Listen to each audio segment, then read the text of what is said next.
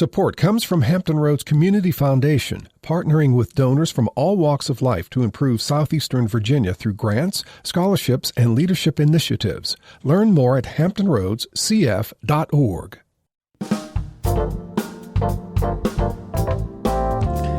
Hi, I'm Lisa Godley in for Barbara Ham-Lee. Former President Donald Trump made history last week as the first American president in or out of office to be indicted on criminal charges. If found guilty, he faces up to 20 years in prison.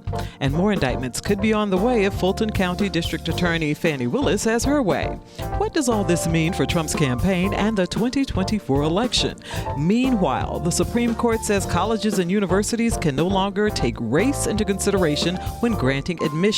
How will this impact diversity on college campuses? And a brawl on a riverfront dock in Montgomery, Alabama has people talking. And the Another View Roundtable is here to weigh in on each of these topics. It's next on Another View right after this national, regional, and local news from NPR and WHRO News.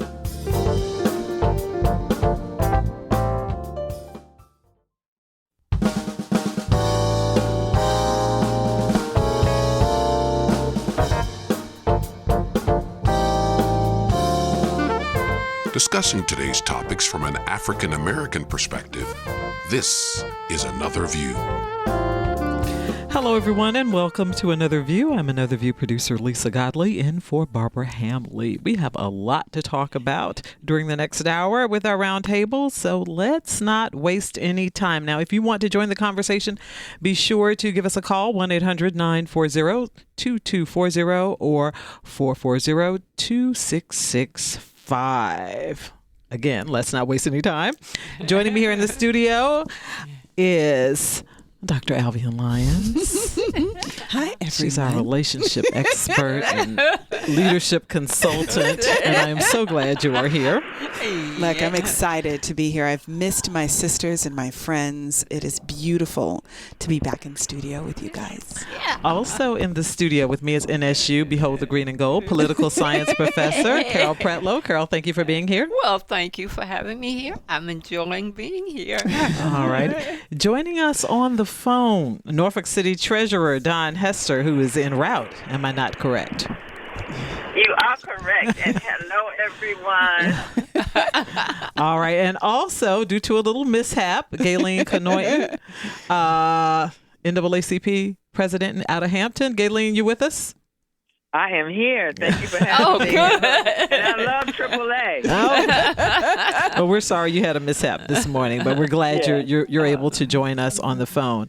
Now, the first thing we're going to talk about this morning is Donald Trump and his 4 felony counts. He's indicted on 4 felony counts, and this is the first sitting or former president to be indicted on criminal charges. And I'm going to start with you, Carol, since you're our political guru, as to what this is gonna mean actually for this to happen. What impact is this going to have on the election? You know what? I was looking at the voter rates and the statistics of supporters and not. I was thinking these charges should bring his approval ratings down, but it's not. And I'm frankly baffled by why it hasn't, because even when you look at, Richard Nixon, when he knew that his ratings were going to go down and he just withdrew and said, no, I'm not running again. So I would think that the same thing would happen to Trump. But do you know what? The people who support him, I don't think they have any knowledge about history and an understanding of the things that he has done, the lies that he has told, I hate to use the term racist comments that he's made. And it's not just racist comments about black people. It's a whole list of other races and all. So I'm just confused as to why his approval ratings haven't gone down. Well, it could be that none of the charges bar Trump from taking office. Even if he's convicted, he could still be sworn in as president incarcerated. Yeah, and I think that's why he's hanging in there, because if he wins and takes office, he can forgive himself and say, okay. That's another question. Would he pardon himself? And, Yeah, and can he pardon pardon himself? himself. All this, Yeah, he there's can no pardon. precedent. So we don't even know how all this could eventually And then he play out. pardoned all those people that collaborated with him, too. So he's got a real reason for sticking it out. Alvean, what are your thoughts? Well, I think that what this makes evident, I mean, aside from the legal aspect of it all, right? Because obviously we, as you mentioned, Lisa, we don't have precedent for this as a nation. There's nothing in our history that looks just like this to be able to point to say that, well, this is how we pivoted from this, or this is how we navigated this space. What I think is very interesting, which Carol was alluding to, is the fact that voter base is so decided that it doesn't matter for much of the base what he does. When he said years ago that I can stand in the middle of Fifth Avenue and shoot somebody and it's not going to change anything, what people miss about him is that he is genius in his own lane. Lots of people like to indicate that, he's not brilliant, he's not this, he's a failed this. I get what you're saying. But what he is absolutely genius about is the people that belong to him, his people, his brand. He knows what his brand is, and he knows that his brand is like Teflon. There's nothing you're going to be able to do about it, because it reaches into something that is far more psychological and social in nature, who we are as people. He understands what his core humans are and what really motivates them. And this kind of stuff, criminal or not, is not going to change the people that have voted for them. So when we have arguments about, well, now that this has come out, will it change something? Not for somebody who's already decided I'm with you no matter what. And that's what his base is. His base is with him literally no matter what. You could have video of him murdering someone and it will not change anything for his base. It would only influence those that are mildly independent. But at this point, we are past independence. This is not a intellectual conversation anymore. This is 100% emotional, 100% based on value. These are all things that have nothing to do with the politics of it all on its surface. That's right. And his base, their votes are very important to his Republican challengers. Indeed. Because Indeed. Ron DeSantis called it un-American when he was indicted. Yeah. Oh, yeah. And Mike Pence, who we're not going to get into everything that happened with Mike Pence on January 6th, but Mike Pence called the charges outrageous. Yeah. Yeah. So because they understand that without that base, it is almost impossible for them to win.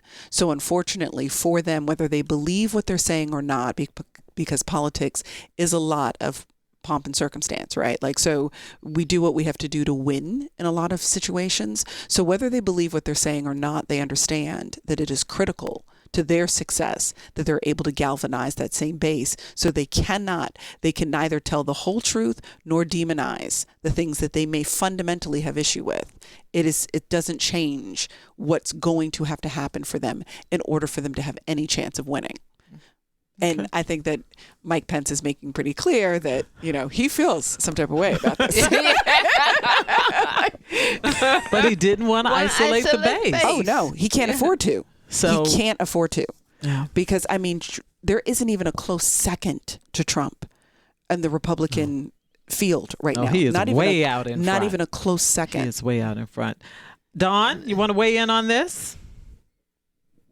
Yes, I'm standing outside the door waiting for you. But,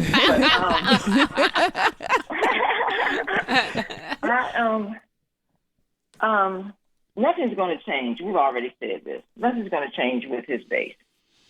And I just want him to be locked up at some point. And I guess, my thought is, how can, when they say that he can't be put in jail if, he's found guilty because of his Secret Service folks. I'm on the Secret Service. People need to just sit in jail with him and just watch him sit in jail. They can take rotations. I just think that's what should, that's because we're making up new rules as we go along. That used to be said to me when I was on the city council. We make our own rules. Well, we need to make some rules for this new process that we're in that we've never been in before. So, I just want the cases to move forward. And I pray that people who believe in our democracy will come out and vote. And then we don't have to worry about the foolishness. But the foolishness is going to continue, and it's going to get worse, I think, until we get through the election and as we go through all of the cases that are before him right now. Okay. All right. Gaylene, you want to weigh in now? Absolutely. If there's ever a time that voting is important, it is now. Imagine if we had different leadership, a different person in the White House, and we had different leadership that's in the Senate and on different levels, that's on a Republican level. They would not even persecute him. They would let him run with the ball. And so voting is so critical right now that everyone needs to get out and vote in every election and make sure that they vote for people that have some sense and not racist. I mean, this is That's critical. gonna be Our difficult. democracy must be exercised. Yeah, I know, but I'm just saying our democracy is at stake. It's been at stake. We have gone from 0 to 1,000 on so many levels, and we are not, as I always say, we are not in a post-racism stage. Racism is still here and alive, and he has proven that. All right. I wanted to share something with you ladies. I feel like Donald Trump is probably feeling some kind of way right now because federal judge Tanya Chutkin is going to be overseeing this case, and the Fulton County District Attorney Fannie Willis is in the process of bringing forth some indictments, and he has not been a fan of black women. I mean, I was going through some of the things, things he said about Maxine Waters, things he said about April Ryan. He told her to sit down. He called her a loser. I mean, the list just goes on and on. He's called the vice president of the United States a monster and a mad woman.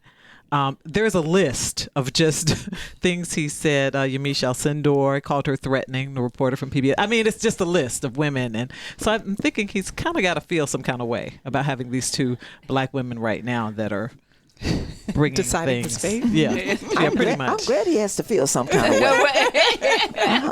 I really am. And it's, I think it's important for us to remember as people, but as black women, we know, the Democratic Party. Mm-hmm.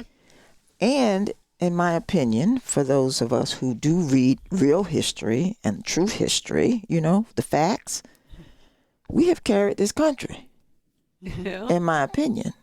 We have birthed many. We have helped many. We have guided many. We continue to do the same thing. We continue to climb up this ladder that people don't want us to climb up, no matter what the obstacles are that are put in our way, and there are many. And so the two women who are now have these cases that he will come before, he's just going to have to deal with them. But they're going to be fair, because as women, we do our best to be fair, to do what is right, follow the rules, even though people make up the rules as they go along. So I'm glad that there are two black women who are capable and competent and will oversee both of those cases. We got a black man in there too. He don't like them either. So, he has a lot going on, but it is of his making, not of anything that any of them have done. They are just following the rules and the law as it is written, which is what all people should do. Okay, I wanted to move on to something, but I wanted to, Gaylene, I can't see you, but I wanted to know if you wanted to weigh in on that before I moved on to something that just happened in Georgia. Oh, no, let's Florida. keep this train moving. Florida. Just keep this train moving, because we got a lot to talk about. We sure do. Okay, Governor Ron DeSantis suspended State Attorney Monique Worrell, alleging that her administration of justice in Florida's 9th Judicial District has been clearly and fundamentally derelict, so as to constitute both neglect of duty and incompetence. Now, she says it's retaliation because he lost the counties and he's trying to get back at folks. And he did replace her with an African-American male who is a Federalist. I just want you guys to weigh in on this and tell me your thoughts on it. I'm going to start with you, Daun, because this just happened a couple days ago. Can you tell I'm just on a roll? I think that's deplorable, and I just want to know, every state has their own rules. This we are learning, right? Because we're going through this process, and everywhere that's having the referendums and the votes and what have you. But how can any other elected official remove an elected official by people put her in that office based on what she said she wanted to do? Floridians need to fix that rule because by law, this is the second person he's done it to. So he's done it to someone else. Now it was a white male first. So if you don't do what I want you to do or do it my way or to get back at you, I can just remove you. They need to change that in their constitution down in Florida. But I think we know it's wrong. She can run again. Yeah. She will run again. And more than likely she will win again. But why put her through that? Because you don't like her decisions or her... He just wanted to get some press, y'all. Because he needs some. Because he done dropped below his 12 or 13%. That now he's under 10. What I want to know, and this is, I guess, because of a legal background, when you say that somebody has violated the law or they are not in sync, come up with specifics. Don't just talk in generalities. What are you referring to? How and in what ways? And how would that be different from something else? They use generalities with the hope that most of us won't ask, okay, what does that mean? Tell me specifically, what did she do that was in violation of your state's law? Because with that, you're just using generalities over and over and over again. And without the specifics, it's very hard to counter. Well, what's interesting about that is that is fully intentional, right? The generalities is not because they're really trying to obscure anything from anyone. It's because most people don't care. Most people do not care anymore. We are in such a post-fact America that we are governed completely by our feelings, which is why, as we were talking about in our previous portion of the segment, why Trump voters aren't going to move anywhere, because it won't matter what the facts are. They already feel like this is their guy. And because that's how I feel, that my feelings are bigger than the facts. The same thing is true in a lot of what is happening right now. Politically, we're really not talking about the facts, because if we cared about the facts, we would probably replace most of our elected officials currently, if we're really going to be honest about it. Okay, though. Okay, just not so much the local ones, okay? But if we're really going to be honest about what's been happening nationally, we would probably wipe the slate clean in most places. We'd probably only have about 10-20% of who is representing us right now still in the current positions if we cared about the facts. But that's not what we care about. We care about, does this person feel like they're my kind of person? And if you're in the tribalism that exists right now is completely bigfooting the realities of what's taking place. We're no longer reading policy. We're not following what legislation is doing. We don't care what the impact is, community, whether it's local or global for that matter. If that's my guy, if that's my girl, whoever that is for us, at this point, we're just riding with you no matter what, because in a tribe, I need my team, my person to win. And it is now a win-lose scenario, when in truth, America ends up being the casualty of all of this. And as long as we keep playing these games with real people's lives, we are on a direct course to going off of a cliff as a nation. And we're slipping as a superpower because we've lost our moral core. Just the simple ethics of how we do business has changed. What we are willing to do, what we allow as the standard for a president has changed dramatically. There is no shame anymore. And while I don't believe in shame as a valuable tool in terms of human development, I do appreciate it in terms of how we conduct ourselves publicly. We need to not be okay with everything. You should not be able to just say everything. You can think what you want, but understand that the role that you play requires that everything that goes through your mind should not come out of your mouth. But that is where we have left that. Ship has sailed. Okay, we have completely abandoned that. So there is you literally feel as you're watching the people who are leading this nation, where are the grown-ups in the room?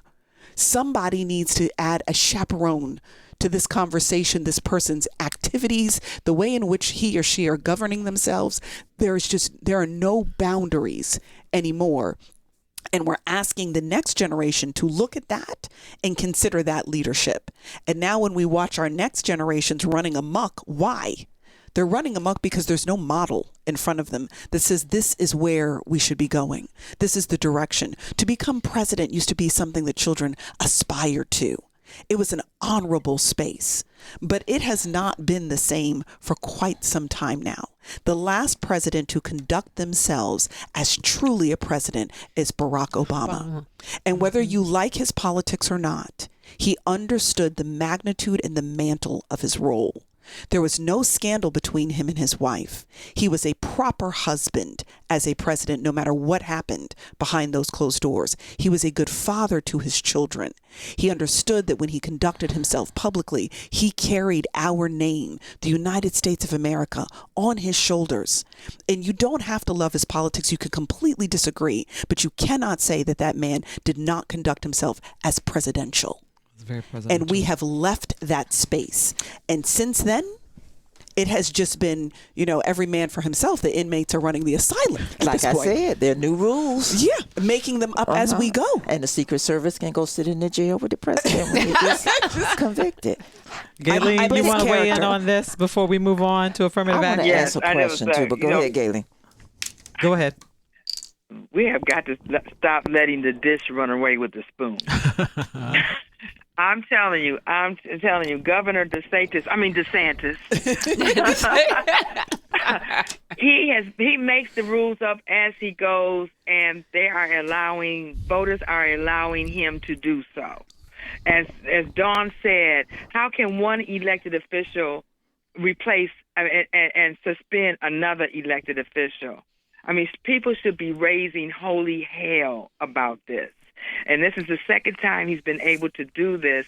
And he comes up with something new every week or every other day. And so I can't say enough that his ratings are low, but he still is making an impact on changing democracy in Florida and across the country. All righty. If you're just joining us, we're talking about the stories everyone is talking about with our Another View Roundtable. Norfolk City Treasurer Daun Hester, the president of the Hampton NAACP, Gaylene Kanoyton, relationship expert and leadership consultant, Dr. Alvean Lyons, and NSU political science professor, Carol Pretlow. If you'd like to join the conversation, pick up the phone, give us a call, 1-800-940-2240 or 440-2665. Ladies, we're going to shift a little bit and talk about affirmative action. It happened a little while ago, but you guys were not in the studio, so we're going to bring this back around and talk a little bit about it. The Supreme Court's landmark decision to gut affirmative action has made it unlawful for colleges to take race into consideration as a specific factor in admissions. How do you all think this is going to impact diversity on college campuses? I am interested to hear your thoughts. Everybody turned to look to Carol. Miss NSU. Miss College campus. It's going to have a tremendous impact because that means that a lot of minorities, not just African Americans, but Asian and Hispanic, will also be affected. But what I don't understand is if you have admission standards and in that process you say, well, we need diversity because our culture is diverse and we want people to be educated as to how to get along with people who are of different races. You can't just wait till you get in the job market to do it. You have to do it all along from first grade on to high school through college.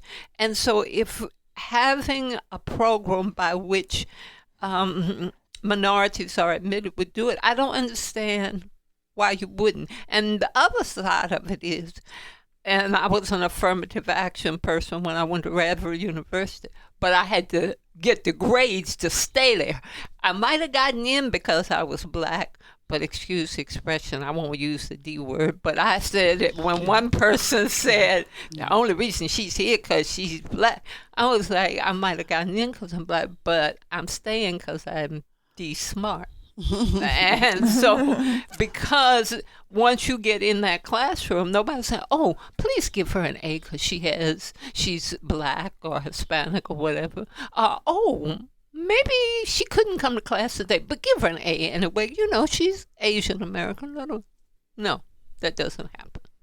See, I'm all excited about what you learn from people from other cultures. Absolutely. And from people who don't look like you. You get to learn, you get to experience, and I'm concerned about what may happen. Yeah, and the other thing is that before something becomes organic, it has to be intentional, right? And we understood that we had a significant responsibility to rectify the history of America.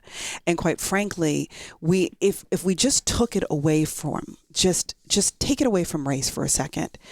If we were building something and we recognized that because the ground was not level, one of the levels of the building that we were building is sitting lower than the other level, we understand that we are going to have to increase the amount of soil that is underneath the foundation of the level of the component of that building that is sitting lower. Right? We are not saying in any form or fashion that we are being unfair to the part of the building that is sitting up at the level it's supposed to. What do? We just go in and we put more soil to ensure that each part of the building has the opportunity to start level set, and we build the building from there.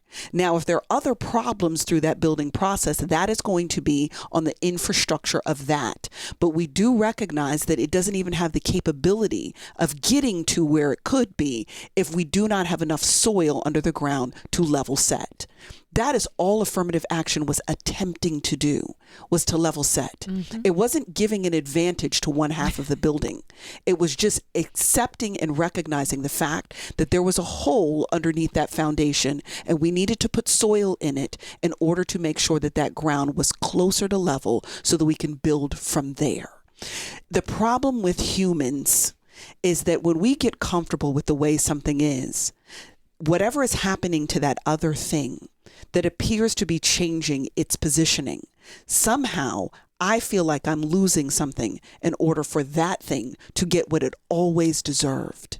We are treating affirmative action as if it is a curve on a grading scale, as if it made something happen for others that was no longer happening for myself, that people of color were getting an extra 10% on the test, that they were being graded on a curve, when the reality is we're only making sure that they got the same opportunity to start as you do. How they finish is going to be on them, but it's the same opportunity to start. Now, I've been a diversity hire in a corporation, and let me tell you that affirmative action is no walk in the park for the person who's on the other side of it. So while you're thinking that this person got an advantage, you do not understand what he, she, or they had to navigate with that asterisk on their forehead. So we did not feel that we got some extra, a special invitation to the party. What we understood is that we couldn't sneeze, we couldn't burp, and we couldn't pass gas, because if you do anything even slightly human, you're going to bear significant consequences for it.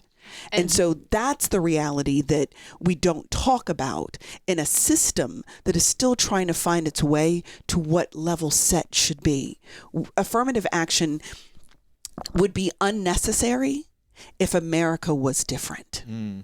But the reality is that affirmative action is a corrective response to an America who has lived underneath her promises.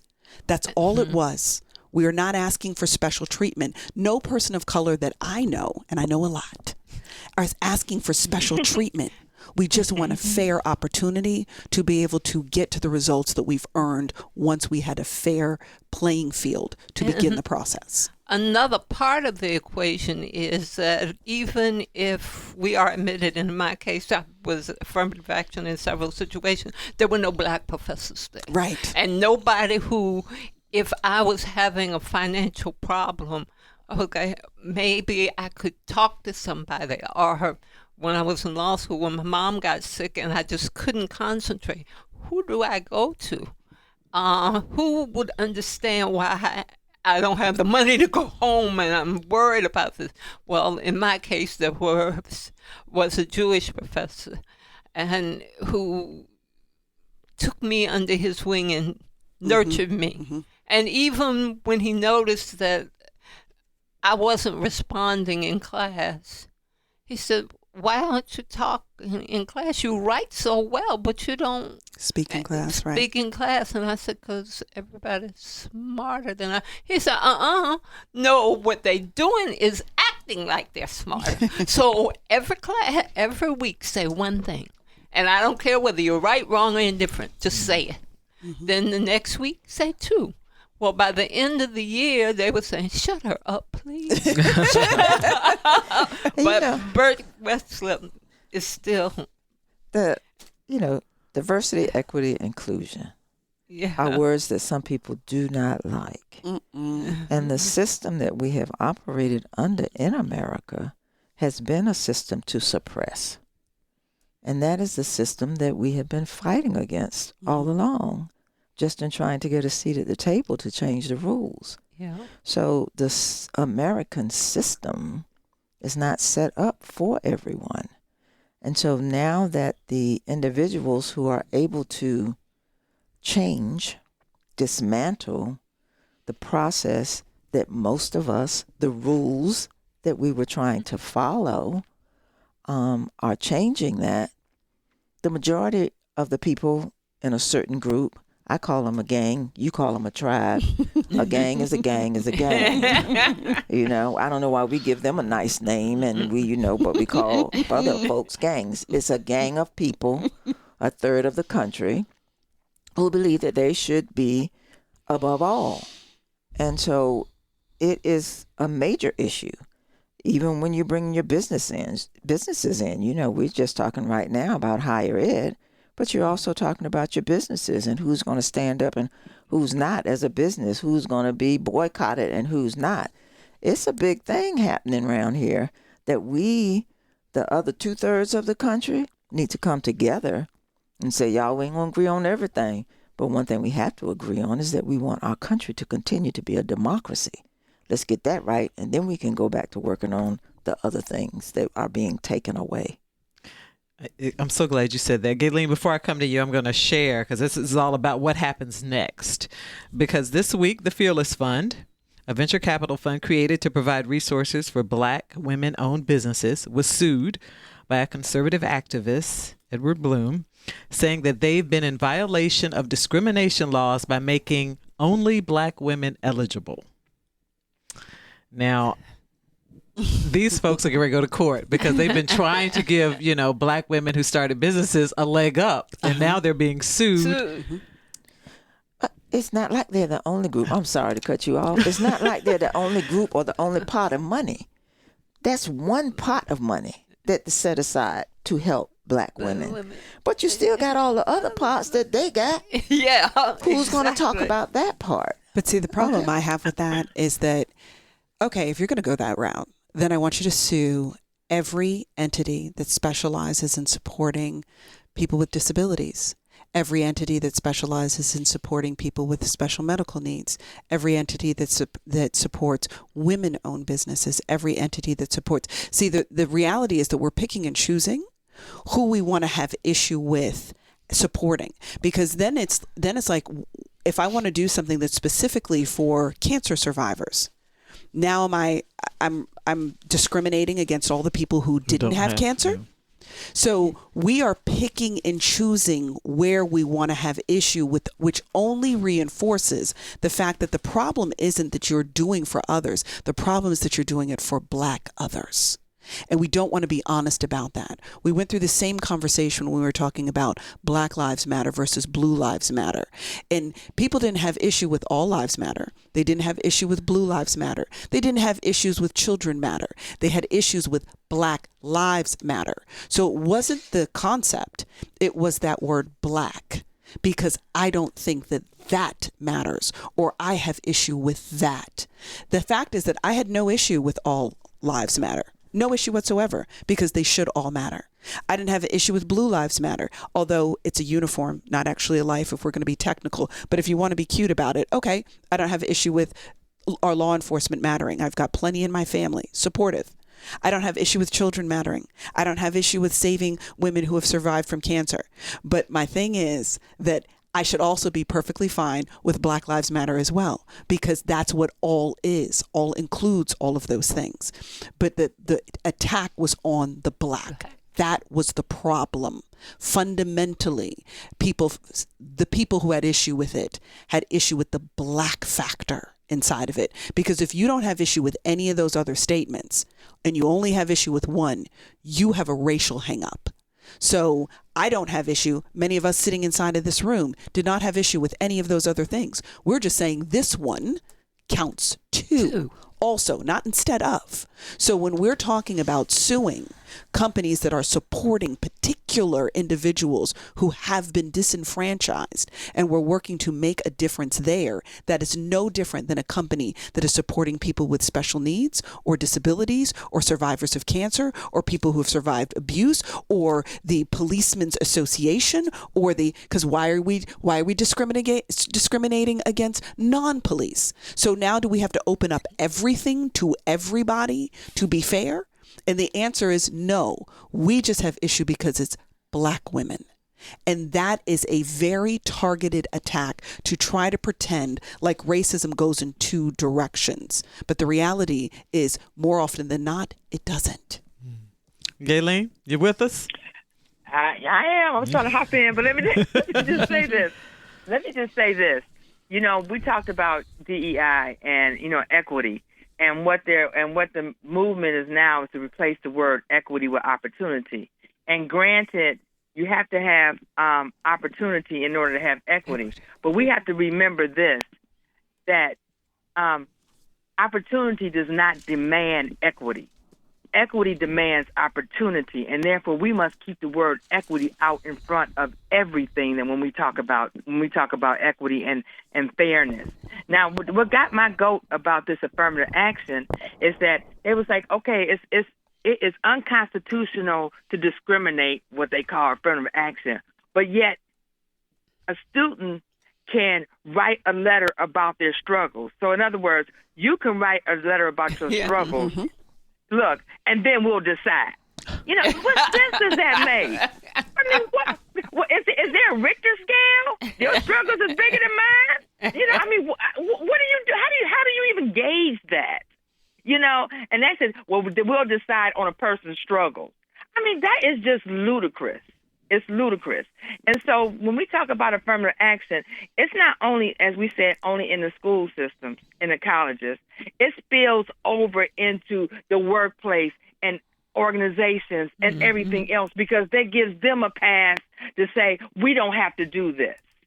We don't have to bring in diversity into what we're doing because it's discrimination. And that's what Governor Youngkin is doing in Virginia. He has been very divisive about affirmative action. He's been divisive about equality and replace those words. Replace equity with opportunity.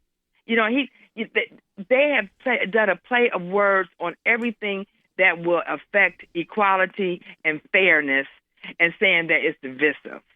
And so therefore it's a movement, and therefore we have to be vocal and set the record straight. That's true, because when we were writing legislation when I was in the General Assembly, it was evident you don't put equity in anything. Mm-hmm. You put opportunity. Mm-hmm. So that's the word that is acceptable for legislation. Mm-hmm. But that's, people changing because they want to make it fit what they want it to fit. But it doesn't, it's not detailed enough, because everybody wants an opportunity. Equity is different. Well, I'll be honest. I don't care what you call it, as long as you do it. Yeah, that's me. You can call it the ice cream legislation for all I care. Exactly. Okay? As long as you do it, I don't care what you call it. They don't do it. But that's the problem. And see, and I understand that in some places, like for instance, I do for multiple corporations advisory work on what we call IDEA. So inclusion, diversity, equity, and access. And we call it IDEA specifically because so many individuals have hijacked what DE&I is. And so you're forced to have to operate. And we as women of color have gone through this in business 9 million times, but you're forced to have to operate in what is almost a Trojan horse, where you've got to find a new way to talk about an old thing that still hasn't been handled. But you've got to be able to do it in a way that you're not already swimming upstream before you've walked in the front door. So we are rewriting narratives in order to not offend the fragile and the sensitive, so that we can do the work that is absolutely needed. And so I'm not hung up on the terminology. I do understand the importance of the fight, don't get me wrong. But if changing the word gets us to the table to get the work done, then I'm okay with that, as long as we are getting the work done. I don't care what you call it. But what I care about is that you're delivering on what you owe to every American. And that is equal opportunity at that table. And when you get to the table, it's not just, can you get a seat to the table? But the problem is, you can get a seat at the table, but everybody else has a plate except for you. And it's more than just getting a seat at the table. It's the fact that what's on his plate and what's on her plate and what's on my plate is the same stuff on the plate. Whether we eat it or not is on us. But is it the same stuff at the plate when we get to the table? Because everybody keeps moving the goalpost. Yeah, we're going to let them in the door, but we're not going to take this action. We're going to let them into the committee, but we're going to make sure they have a role that doesn't influence the outcomes of the committee. We're going to give them the position, but we're going to ensure that they're not allowed to meet with senior leadership in order to determine the direction of this organization. There are lots of ways that people play footsie with this thing, giving you what seems to be the kabuki theater of opportunity without any intention whatsoever in changing outcomes. And so we have to be smarter than the people who are changing all of this stuff in front of our faces. You've got to be smarter than that. And we can't get caught up on the things that have us spending more time having the argument than being in the places to actually get the action done. Yeah, that was going to be my next question. And let me say something really quickly. In the climate that we're in right now, words is important, because if you look at CRT and you look at they use these words to be able to justify their actions. And then they confuse people, and then people end up not getting it done because they misconstrued the words. And that's why I said equity is important, and you have to keep saying equity, because they get away with using opportunity in order to not do it. Gotcha. Okay. Thank you, ladies.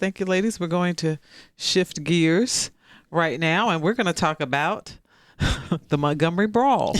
A viral video of the Alabama dock brawl, that's also what it's called, promoting fear and anger in those who looked on. The fight was sparked by a pontoon boat blocking a riverboat's dock space.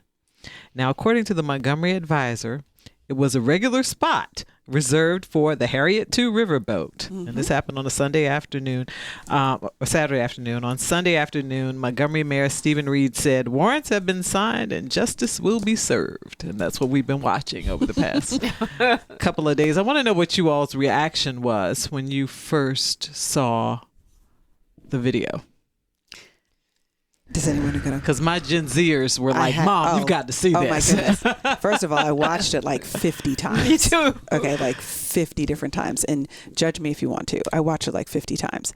I wanted to understand what led up to it. And so I really appreciated when people started to show the stuff that happened ahead of time. Then when you started to get the voiceovers that were connected to it. So you really understood what was taking place. And I had two primary, probably three, reactions. One was, and this might sound strange to other people, but for people in communities of color, this isn't going to sound strange. But I was actually grateful for the fact that it was just a good old fashion fight. There were no guns involved. Everybody lived to tell the story. You know, like nobody died. No one died. And in our communities, very often when there is conflict, somebody's dying. So I miss the days where you just got beat up and you got a chance to just have a conversation about it. You know what I'm saying? Like that, whoa, we took an L on that one, guys. But you live to tell about it. Now you're worried about if this person doesn't win this fight, they're coming back with guns. I mean, it's just, I hate that. So I was grateful for that factor. The second thing is that I have a multicultural family. So I kept thinking to myself, the way that this is shook up on that on that dock, I would have had to tell some of the family members, do not get off this boat. Yes, stay because you will be mistaken for the other side. Okay, like, so you keep your hind parts right on this boat. Let your cousins get off the boat. Okay, so there was that, and then it was a level of pride, and I'm sorry, some people are going to be offended by this, but a level of pride in the fact that I have not seen Black folk get together on much of anything in a long, like really get together on just instantaneously. They did not know that man. And the level of people who jumped in because they saw the unfairness of what was happening to him.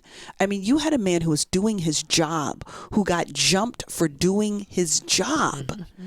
And folks were watching it happen and decided, I'm going to jump off this boat and swim to the dock to get up there to body slam the person who is attacking this innocent man. I mean, they had all kinds of names for him. I mean, the swimmer's called Aquaman. I saw that. I saw that. He is Scuba Gooding Jr. now. I mean, the internet is undefeated. I mean, just what they come up with is amazing. There are T-shirts and memes and you name it, it's out there. Absolutely Songs amazing. being re-recorded and videos put to them. There is a lot going on. And Jason Aldean's song is now used as the "Try This in a Small Town." The irony of that is not lost. Not lost at all. Dawn? I just thought it was wonderful. And wonderful in that he was supported. Right. We're not condoning violence. That he was supported and they tried to help. It escalated to where it did because the others who were upset that their boat was moved, boat wasn't hurt now. That boat that was moved wasn't that hurt. Right. He tied it up. You could see he tied it up so it was safe. Wasn't that moved. Now, and people will be upset with me for this. I don't think any of the black people need to be charged with anything because I thought it was self-defense. They were defending him. Well, they are still looking for the gentleman with the chair. Oh, that guy. Oh, okay. yeah. Okay. Well, you got to do like I'm saying. He wouldn't have had to pick up the chair if they hadn't started their stuff and then it spread all out everywhere. So, he was still fighting down there with the man at the chair. And the man at the chair was like, okay, I'm going to help my brother out. But I ain't putting no fisticuffs on him. So he threw the chair on him. Whatever. I don't think any of the black people need to be charged with anything because it started with people who owned that, what kind of boat was it? Pontoon boat. Pontoon boat. Mm-hmm. I want to know everybody's alcohol content too. Mm-hmm. Okay, but they attacked him. They attacked one man while he who was clearly doing his job. in He was in uniform. Yeah, he was at work. Okay, so I'm gonna. I didn't know that the hat throw. I thought he was throwing the hat up because he was coming out of uniform. Because he was like, I'm not gonna let you do He this. didn't throw the hat I didn't up. realize that was He turned his head signal. around. He turned his head around. They call it a signal. We don't know that it's officially a signal, but they called it a signal. They were like, he basically sent the bat sign up for the Avengers to come. Come help. So the way I saw it, the brother had his cap on, right? Official form. Mm-hmm. He turned it around because he was getting ready to throw down because they were coming at him. Mm-hmm. So whatever it was. No, he threw it up. He threw it up. But you have to give credit. You have to give credit to the 16-year-old that jumped off the boat. Aquaman. He needs a medal. And then had the strength to pull his body weight up out of the water. He swam and then pulled himself up and then got involved. That's the man you need in the foxhole. Okay, that's who you need in your foxhole. That's a hero right there. Like it was. That's a good young man. Yeah. He said, you're not going to be, because isn't the man 61 who was being jumped? I know he was the co-captain of the ship. I'm not sure of his Okay, age. because someone said that he was like 60 years old. Like, and you know, we don't age quite the same as some other folks do, so people didn't realize how old he was. But if I'm not mistaken, you're talking about a mature man who was just doing his job. And it don't matter how old he was, does it, y'all? No, but I mean, like, people treated it like he was some young guy, and he was all the internet stuff. Okay. But like I ain't seen all that's that, a mature man who was literally just doing his job. He was not. He wasn't fussing and cussing at anybody. He was truly jumped on that dock. It was wrong. And for me, I just yell Black Power. That's what Black Power is. And I was so proud last night when I saw it on TV, and I was like, oh, yes. It would have been even better, though, and I haven't watched it 50 times, but I've seen every video. If people of other ethnic persuasions had assisted the black man, too. Mm-hmm. You know, it didn't just have to be a black and a white thing, because that's what it appeared to be. It wasn't Montgomery, Alabama. Right. But that's what it appeared to be. But it would have been nice if others had. But I guess they might have been scared too. That's why he said to keep those people on the boat. I would have kept my family on the boat, because the way that it broke out and spread, it broke out so significantly that people no longer knew who played what role. Because I think there were a couple of people who looked like they were trying to stop the fight, and it just, I mean, like it was. I do believe alcohol did add to that significantly, because there were a couple of women who were trying to get, it just got worse from there. But I have a friend, I won't say who it is, but who's in a very high legal position, and he said if they had come to my court, as in the people of color who were responsible for this fight, he happened to be a Christian too, he said my response would simply be, go and sin no more. I love it. He said, you gotta love a Christian judge. He said, just go and sin no more. Just don't let it happen again. Y'all, we have like a minute. And I did want to, with everything that's going on in the world, I did want you all to share how you're maintaining your sense of health and mental health and stability during these tumultuous times that we're going through. Is there one thing or two things that you do to just stay steady? I'm going to start with you, Daun. Okay. Well, you know, I swim and I walk every day. I get my 10,000 steps. So that's one thing. But being with you all and laughing and talking about situations like this helps to at least keep you in perspective. Because something is happening to our country every day and our world too. So it's we have to talk to one another, and I just say be kind. Amen. Alvean, we got like 30 seconds. I would just say that unplug from the things that are not serving you well, and make sure that you're plugging into the things that remind you of that joy, and that relationships, having a network of people who love you is so important. Tap into those spaces. It keeps us sane. Okay, Gaylene, 10 seconds. Drink lots of good wine. Lots of good wine.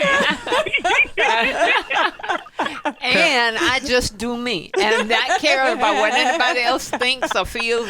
I'm doing me. Thank you, ladies. I really appreciate it. I binge watch things and I just stay in scripture. All right. Okay, here we go. We hope you have enjoyed today's show. And if you did, please share with a friend or family member. Go to anotherviewradio.org and download the podcast. Please take a minute to sign up for our eView newsletter, a once-a-week reminder of what's going on for our upcoming shows. Our theme music is an original composition created especially for Another View by Jay Sennett. Thank you so much to Dr. Barry Graham, who filled in for me, Jordan Christie, our audio engineer, and Danielle Saunders, who answered our phones. I'm Lisa Godley. Barbara will be back next week. Thanks so much for listening, and let's get together again next Thursday at noon for Another View.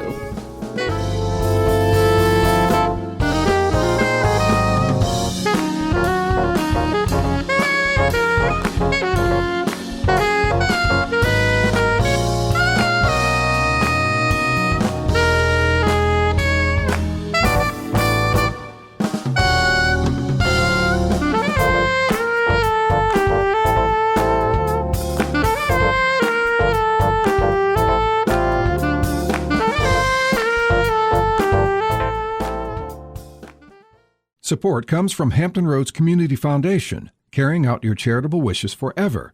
Whether it's helping shelter animals, feeding the homeless, enhancing the arts, or supporting students. Learn more at leaveabequest.org.